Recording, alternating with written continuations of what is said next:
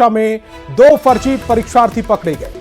Tundi project कन्या उच्च विद्यालय कोल्हर सेंटर पर बक्सर और रोहतास के 2 फर्जी परीक्षार्थी पकड़े गए। दोनों को टुंडी पुलिस हिरासत में लेकर पूछताछ कर रही है। इसकी शुरुआती जांच में बिहार के बक्सर के एक रैकेट का नाम सामने आया, जिसका संचालन शिक्षक उदय कुमार करता है। कोल्हर सेंटर पर 143 परीक्षार्थी की जगह 111 परीक्षार्थी शामिल थे। इसमें दोनों किशोर ठेटा टांड के 2 छात्रों के स्थान पर परीक्षा दे रहे थे। परीक्षा के दौरान ऑब्जर्वर को शक हुआ। इसके बाद पूछताछ में पूरा खुलासा हुआ।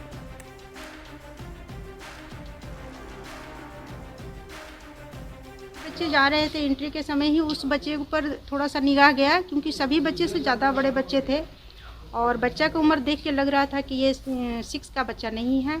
इसी में थोड़ा सा डाउटफुल हुआ। डाउटफुल होने के बाद फिर उसका आधार जांच किया गया। आधार जांच करने से पता चला कि बच्चा बाहर से आकर के दूसरे बच्चे के नाम पर परीक्षा दी। और पाकुड़ के अमलापाड़ा क्षेत्र में कोल कंपनी की ओर से विस्थापितों को बुनियादी सुविधा नहीं दी जा रही है। इससे नाराज लोगों ने कोयला की ढुलाई को ठप कर दिया। सैकड़ों की संख्या में लोगों ने बुनियादी सुविधा की मांग को लेकर नाराजगी दिखाई। सड़क जाम की सूचना स्थानीय सांसद विजय हांसदा को दी गई, जिसके बाद मौके पर पहुंचे सांसद ने लोगों के साथ बैठक की। उन्होंने कोल कंपनी के वरीय अधिकारियों से बात कर ग्रामीणों की मांग को रखा, साथ ही विस्थापितों की समस्या का समाधान करने के निर्देश भी दिए।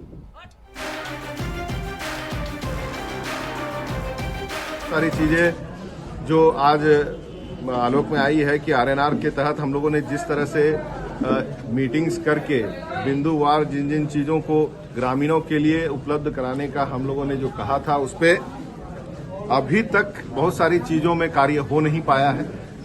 और मैं ये सुनिश्चित करूंगा कि कंपनी, जिला प्रशासन, सभी लोग मिल करके उन सभी कार्यों को पूर्ण कराए ताकि लोगों का जो हक है वो उन्हें मिले। खबर हजारीबाग से, जहां मारखम कॉलेज स्थित 2 दुकान में तोड़फोड़ की गई है और दुकानदार के साथ मारपीट भी की गई। घायल शख्स को इलाज के लिए अस्पताल में भर्ती कराया गया। दुकानदार ने आरोप लगाया कि स्थानीय रवि पांडे नामक शख्स ने घटना को अंजाम दिया है। जैसे हम लोग अंदर में काम कर रहे थे, उधर से बाहर से आया तो वही जगह पर जो है मालिक के ऊपर हाथ उठा दिया, डंडा रड़ ले लेता है ना। उसके बाद 2-4 रड़ दिया। उसके बाद जो है पहला यहाँ पे मारा, उसके बाद अंदर घुस गया। अंदर में जो है तोड़ ताड़ कर उसके बाद फिर मेरा मालिक जो था साइड हो गया, डरे है ना। बस उतना ही हम लोग जानते हैं, अरे से आगे कुछ नहीं। अगर बीच में हम लोग भी आते तो हम लोग का भी चपट मारता। हम अपने दुकान के बाहर खड़े थे, मेरा स्टाफ लोग सब खाना खा रहा था, हम बाहर दुकान देख रहे थे। उधर से अचानक से आया रवि और पूरा रोड लिया हुआ था बड़ा सा, और आया डायरेक्ट मेरे पे वार कर दिया। हम कुछ समझ पाते, कुछ सोच पाते तो कुछ समझ में नहीं आया। तो किसी तरह हम अपने बचाव किए। मेरा हाथ भी देखिए पूरा यहाँ चोट लग गया, पूरा यहाँ मारा और फिर मेरे दुकान पे पूरा क्षति कर दिया। पूरा दुकान का सब कुछ तोड़ दिया, काउंटर वगैरह ये सब। हम किसी तरह वहाँ से जान बचा के भाग गए। और धनबाद से बड़ी खबर मिल रही है। अवैध शराब फैक्ट्री का भंडाफोड़ हुआ है। 215 पेटी नकली शराब बरामद की गई है। ईंट भट्टे में चल रही थी नकली फैक्ट्री। तस्कर मुरारी महतो मौके से फरार हो गया। मामले की जांच में पुलिस जुट गई है। राजगंज थाना क्षेत्र में यह कार्रवाई की गई है। तो इस वक्त की बड़ी खबर आपकी टेलीविजन स्क्रीन पर, और वो तस्वीरें भी इस समय आपकी टेलीविजन स्क्रीन पर। धनबाद से तस्वीरें आप तक पहुंचा रहे हैं। अवैध शराब फैक्ट्री का भंडाफोड़ किया गया। 215 पेटी नकली शराब बरामद की गई है। ईंट भट्टे में चल रही थी ये नकली फैक्ट्री। तस्कर मुरारी महतो को मौके से फरार होने का मौका मिल गया। मामले की जांच में पुलिस जुटी हुई है। राजगंज थाना क्षेत्र में ये पूरी कार्रवाई की गई, जिसके पश्चात हमें यहाँ से 215 पेटी में शराब रॉयल स्टैग तथा इंपीरियल ब्लू की बरामद की गई है, लगभग 1500 लीटर, और 300 लीटर करीब स्पिरिट भी बरामद किया गया है। हजारीबाग के कई ऐसे इलाके हैं जहां अवैध कोयले का उत्खनन हो रहा है और इस कोयले को जिले में चल रहे ईंट भट्टों को सप्लाई करने का आरोप लग रहा है। अधिक पैसे के लालच में बड़का गांव के कई इलाकों में अवैध कोयले का उत्खनन जारी है। छोटे से मुहाने के जरिए लोग अंदर जाते हैं और जान जोखिम में डालकर कोयला निकालते हैं। इस गतिविधि की सूचना मिलने पर वन विभाग एक्शन में आया और करीब 32 अवैध कोयला खदान के मुहाने को डोजरिंग करते हुए बंद कर दिया गया है। पदाधिकारी से वार्ता की गई और निर्णय लिया गया कि नहीं, इसको हर साल हम लोग डोजरिंग कराते हैं, इस वर्ष भी डोजरिंग कराएंगे। और हम लोगों ने कुल 22 मुहाने को डोजरिंग करके बंद किया और आगे भी हम लोग इसके लिए सतत प्रयास करते रहेंगे ताकि अवैध खनन, अवैध माइनिंग पर रोक लग सके और सरकारी राजस्व की क्षति न हो सके। कि हजारीबाग के वन विभाग ने जो है एक बड़ी कार्रवाई करते हुए कई कोयला जो जहां से निकाले जाते थे उस जगह को जो है बंद किया, यानी जो है डोजरिंग कर जो है उस जगह को जो है बिल्कुल समतल किया। और यह जगह जो है बड़का गांव क्षेत्र के जो है जंगली इलाके में पड़ता है। बता दें कि वहां से जो है इलीगल रूप से कोयला का निकासी होता था और उसकी खपत जो है कई जो ईटा के भट्ठे थे वहां पर किए जा रहे थे। और इसकी जानकारी जो है वन विभाग को लगी और वन विभाग जो है घने क्षेत्रों यानी घने जो है वन वाले क्षेत्र में जाकर जो है कार्रवाई करते हुए जो है इसे जो है बंद कराया है। बता दें कि ऐसी कार्रवाई से इलीगल रूप से कोयला का खनन करने वाले तस्करों के बीच जो है हड़कंप का माहौल जरूर देखने को मिल रहा है। सुशांत सोनी, न्यूज़ 18, हजारीबाग। खूंटी में पुलिस की ओर से नशा मुक्ति अभियान के तहत कार्यक्रम किया गया। इसमें राज्य के डीजीपी के साथ गृह सचिव भी पहुंची। इस कार्यक्रम में पंचायत के मुखिया और ग्राम प्रधानों को गांव में ही हो रही अफीम की खेती पर रोक लगाने की अपील की गई। गृह सचिव ने लोगों को अफीम की खेती रोकने की शपथ दिलाई। डीजीपी ने लोगों से अफीम की खेती बंद करने की अपील की और इसे नहीं मानने वालों को जेल भेजने की चेतावनी दी।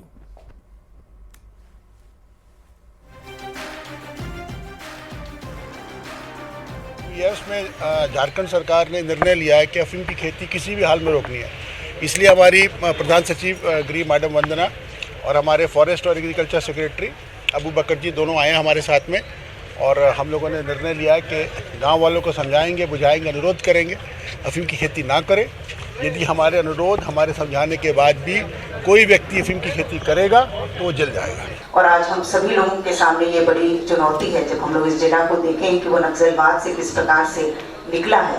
तो आज हम लोगों के सामने ये बड़ी चुनौती है कि हमारी जो पीढ़ी है और आने वाली पीढ़ी है उसको हम लोग नशे के गड्ढे में हम लोग झोंक न दें, हम लोग पूरी जिला को बर्बाद न कर दें अफीम की खेती से। हरे हरे नोटों की रंगत और पॉकेट में 500 के नोट की गर्मी किससे अच्छी नहीं लगती। लेकिन अब जो खबर हम आपको दिखाने जा रहे हैं, बताने जा रहे हैं, उसे सुनकर आपके होश फाख्ता हो सकते हैं। रांची में करीब 5 लाख की फेक करेंसी के साथ 3 अपराधी गिरफ्तार किए गए। खास बात यह कि इनका आका दिल्ली में बैठा है और ये नकली नोट खपाने वालों को ही ठगते थे। क्या है पूरी कहानी, जानिए इस खास रिपोर्ट में। रांची में जारी है नकली नोट का कारोबार। दिल्ली में बैठे आका दे रहे गुर्गों को हुक्म। हरे नोट के चक्कर में मूर्ख बन रहे लोग।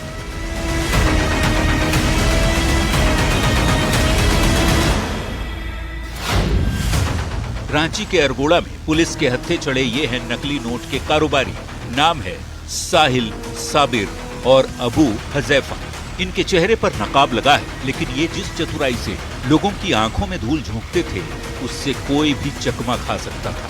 पुलिस की कार्रवाई में इनके पास से 4,99,000 की फेक करेंसी जब्त की गई। कुल 5 लाख रुपया की बरामदगी है। साथ साथ 6 मोबाइल बरामद है, एक मोटरसाइकिल बरामदगी हुई है। अभी कुल मिलाकर के जब इनसे पूछताछ किया गया तो ये बताया कि एक संगठित गिरोह जो कि दिल्ली से ऑपरेट होता है, जिनके साथ ये काम सीखे थे और उनके माध्यम से ये लोगों को झांसा में लेने का काम करते हैं। इस गिरोह के तार कई राज्यों से भी जुड़े दिख रहे हैं। गिरोह का आका दिल्ली में बैठा था और दिल्ली से इस संगठित गिरोह को ऑपरेट किया जा रहा था। गिरोह की ओर से एक असली नोट के बदले 3 नकली नोट का ऑफर भी चालू था, जिसका शिकार नकली नोट खपाने वाले ही बन रहे थे। और जो भी व्यक्ति इनके झांसे में आते हैं उनको ये 1 लाख रुपए लेकर 3 लाख रुपए का नकली नोट उनको देते हैं ताकि वो मार्केट में वो चला सके। अभी इस पर हम लोग पूरा अनुसंधान कर रहे हैं। कुल मिलाकर के जो नकली नोट खपाने का काम करते हैं उन्हें भी ये असली नोट बता करके ही उनसे 3 लाख के जगह दे करके वो 1 लाख रुपया इनके द्वारा लिया जाता है। हरे हरे नोटों की चकाचौंध में फंसे लोग गिरोह की ओर से बड़े ही आसानी से झांसे में आ जाते थे। गड्डी में ऊपर और नीचे असली नोट, जबकि बीच में फेक करेंसी रखकर ठगने वाले लोगों को ही चूना लगाने का सिलसिला जारी था। ये नकली नोट बीच में जो है उसमें नकली नोट में कुछ और नाम लिख दिए हैं। रिजर्व बैंक के स्पेलिंग में गलती, चिल्ड्रन बैंक, उस तरह के सभी तरह का नोट इसमें डाला गया। ऐसा नहीं है कि नकली नोट जो है वो पूरा का पूरा नकली नोट के रूप में है। तो अभी हम लोग देखना इससे स्पष्ट होता है कि जिस व्यक्ति को दे रहे हैं उनको ये ठगने का काम भी कर रहे हैं। फेक करेंसी गिरोह के 3 सदस्य पकड़े गए और अब गिरोह के बाकी सदस्यों पर कड़े एक्शन में पुलिस दिख रही है। उम्मीद की जानी चाहिए कि जल्द ही गिरोह का खुलासा होगा और लोग शातिरों के झांसे में आने से बच सकेंगे। न्यूज़ 18 के लिए रांची से ओम प्रकाश की रिपोर्ट।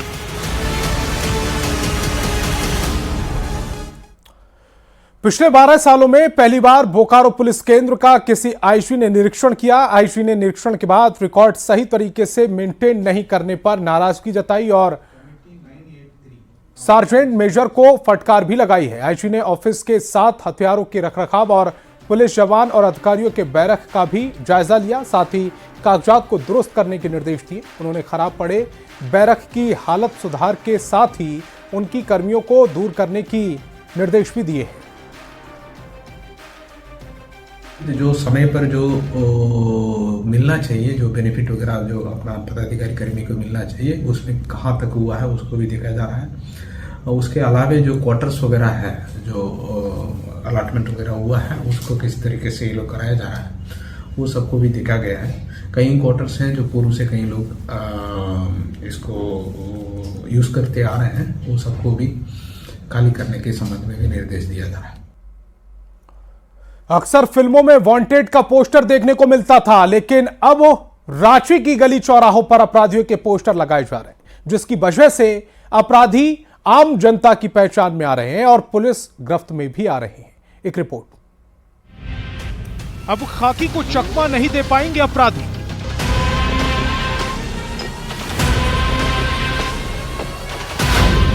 अपराध की रोकथाम, पुलिस का पोस्टर प्लान। तू डाल डाल, मैं पात पात। तस्वीरें देख लीजिए। राजधानी रांची से आई हैं तस्वीरें, जहां वर्दी वाले काम पर लगे हैं। गली गली, मोहल्ले मोहल्ले, चौक चौराहों पर अपराधियों के पोस्टर लगाए जा रहे हैं। अपराधियों को पकड़ने की कोशिशें तेज कर दी गई हैं। जो अपराधी है उसकी पहचान करना पुलिस का एक प्रमुख टास्क होता है, और बहुत बार ऐसा होता है कि आम जनता उस अपराधी को देखती है तो वह पुलिस को सूचना देने में सक्षम हो सकती है। तो हम लोगों ने इसलिए पोस्टर का अभियान चलाया। अब अपराधी खुले में घूमते अगर दिख भी गए तो समझ लीजिए उसका सलाखों के पीछे जाना तय है, क्योंकि रांची एसएसपी चंदन कुमार सिन्हा की अपील को जनता ने जरा भी सीरियसली लिया और अपराधी की सूचना नजदीकी पुलिस स्टेशन को दे दी तो न खुले में घूम पाएंगे अपराधी और न फिजाओं में घोल पाएंगे अपराध। जो कांड में शामिल अपराधी हैं या जो फरार अपराधी हैं, उनके पोस्टर्स को हम लोग लगाएं, और ताकि आम जनता फीडबैक दे पाए कि अगर उनके क्षेत्र में वो अपराधी दिखता है। साथ ही उस अपराधी पर भी एक मनोवैज्ञानिक दबाव रहता है कि हम कहीं भी जनता के द्वारा पहचाने जा सकते हैं। इससे क्राइम प्रिवेंट भी होता है। कोशिशें नायाब हैं, बस सहयोग की आस है, फिर अपराध मुक्त होगी Ranchi. Bureau report, news 18। Dhanbad court में मटकुरिया गोलीकांड की सुनवाई हुई, जिसमें पूर्वी मंत्री मन्नान मलिक समेत 33 अभियुक्तों ने अपना बयान दर्ज कराया। इसमें 32 अभियुक्त सशरीर पेश हुए और जबकि एक की पेशी वीडियो कॉन्फ्रेंसिंग के माध्यम से हुई। मटकुरिया गोलीकांड की घटना साल 2011 की है, जब मटकुरिया में बीसीसीएल के आवासों को अतिक्रमण मुक्त कराने गई पुलिस टीम के साथ साथ आंदोलनकारियों की हिंसक झड़प हो गई थी। घटना में तत्कालीन एसपी आर.के. धान जख्मी हो गए थे, वहीं विकास सिंह समेत 4 लोगों की मौत हो गई थी। तत्कालीन एसडीओ जॉर्ज कुमार के लिखित प्रतिवेदन पर पुलिस ने प्राथमिकी दर्ज की थी, जिसमें 38 लोगों के खिलाफ आरोप पत्र दायर किया गया था। मन्नान मलिक के साथ साथ सभी अभियुक्त अपना अपना बयान दर्ज कराए हैं, जिसका बयान दर्ज हुआ यहाँ, और इसके बाद अब डिफेंस के लिए डेट पड़ेगा कि अगर आपको किसी तरह का गवाही देना है अपने पक्ष में तो उसके लिए रखा जाएगा डिफेंस के लिए, और उसके बाद फिर आर्गूमेंट होगा। तो आज केवल सभी अभियुक्तों का बयान दर्ज किया गया। घटना है 11 अप्रैल 2011 को बिना इविक्शन ऑर्डर के प्रशासन के द्वारा घर को खाली करवाया जा रहा था, जिसका हम लोगों ने विरोध किया। अंतोगतवा पुलिस ने हवाई फायरिंग कर दिया, डायरेक्ट हम लोगों पे ऊपर फायरिंग कर दिया। हम लोगों को गोली लग गया, पत्थरबाजी में हम लोग घायल हो गए। पुलिस तरह तरह का आरोप लगा करके हम लोगों को जेल में बंद कर दिया। करीब 45 दिन के बाद हम लोग जेल से बाहर आए। जमशेदपुर के बिष्टुपुर में 102 साल पुराने कांग्रेस ऑफिस का जीर्णोद्धार के बाद उद्घाटन किया गया। तिलक पुस्तकालय में बने कांग्रेस ऑफिस का कांग्रेस अध्यक्ष केशव महतो कमलेश ने शुभारंभ किया। इस मौके पर कांग्रेस के कई नेता मौजूद रहे। प्रदेश अध्यक्ष ने इस मौके पर कहा कि पार्टी का भव्य कार्यालय होने से नेता और कार्यकर्ता दोनों का मनोबल भी बढ़ जाता है।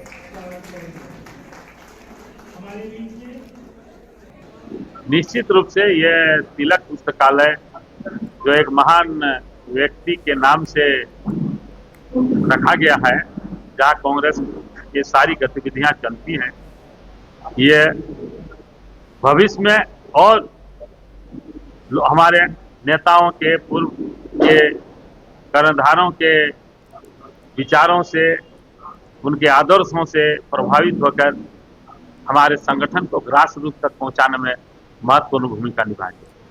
और गढ़वा में जेएमएम के पूर्व विधायक मिथिलेश ठाकुर के आवास पर मिलन समारोह और वन भोज कार्यक्रम का आयोजन किया गया।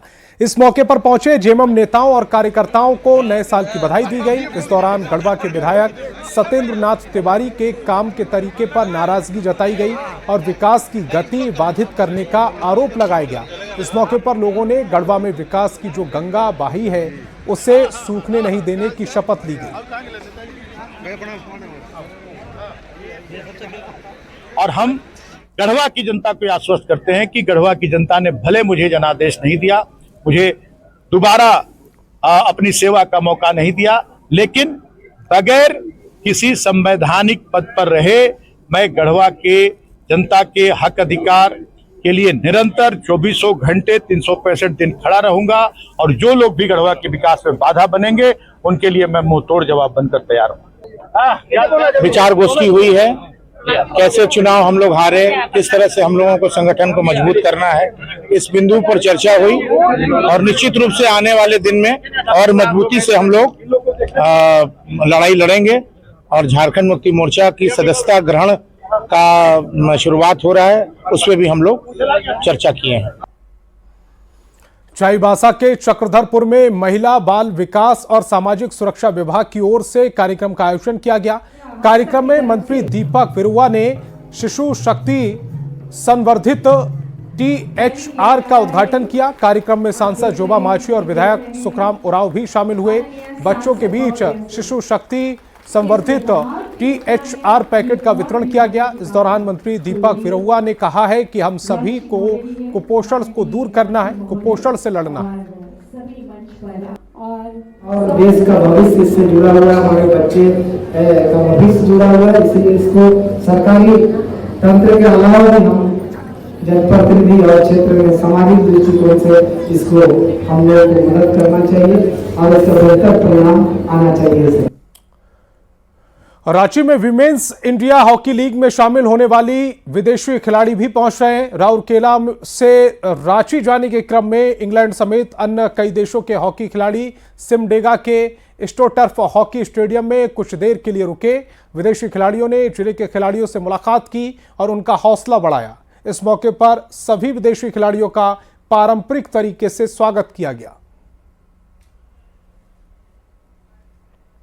बात गढ़वा के बरकाकाना के रेलवे जोड़ा तालाब की करते हैं, जहां इस बार हजारों की संख्या में 20 लिंग ट्रक पहुंचे हैं। उनके आने से जोड़ा तालाब की खूबसूरती में चार चांद लग गए।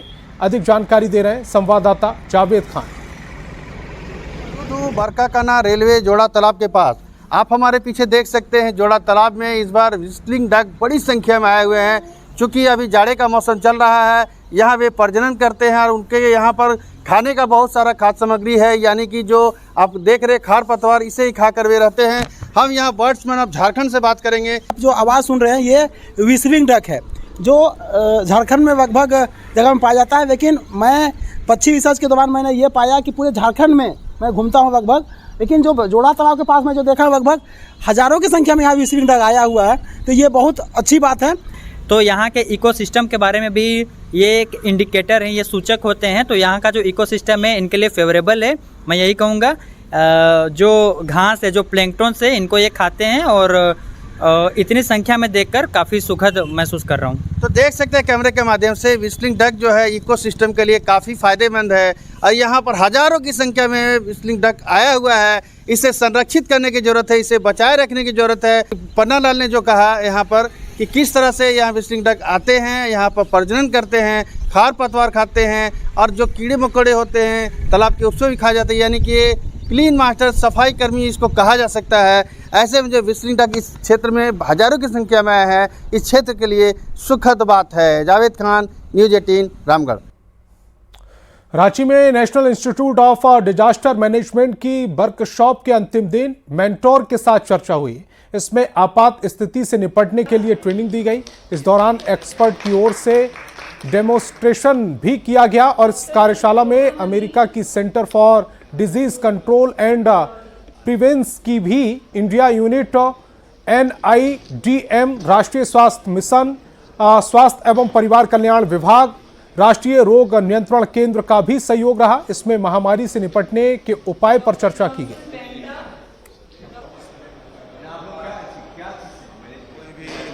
हेल्थ इमरजेंसी या डिजास्टर होती है तो उसमें कैसे हम लोग उसको मैनेज करेंगे, किस तरह के मतलब रिसोर्सेज और ये सब को हम लोग यूज करेंगे, उसके बारे में बतलाया गया। तो कौन कौन सेक्टर से लोग आए हैं यहाँ पर? तो यहाँ हेल्थ से आए और एपिडेमियोलॉजी से आए। हम लोग लाइन डिपार्टमेंट्स कहते हैं, वो डिपार्टमेंट जो किसी भी इमरजेंसी में एक दूसरे से कोऑर्डिनेट करते हैं।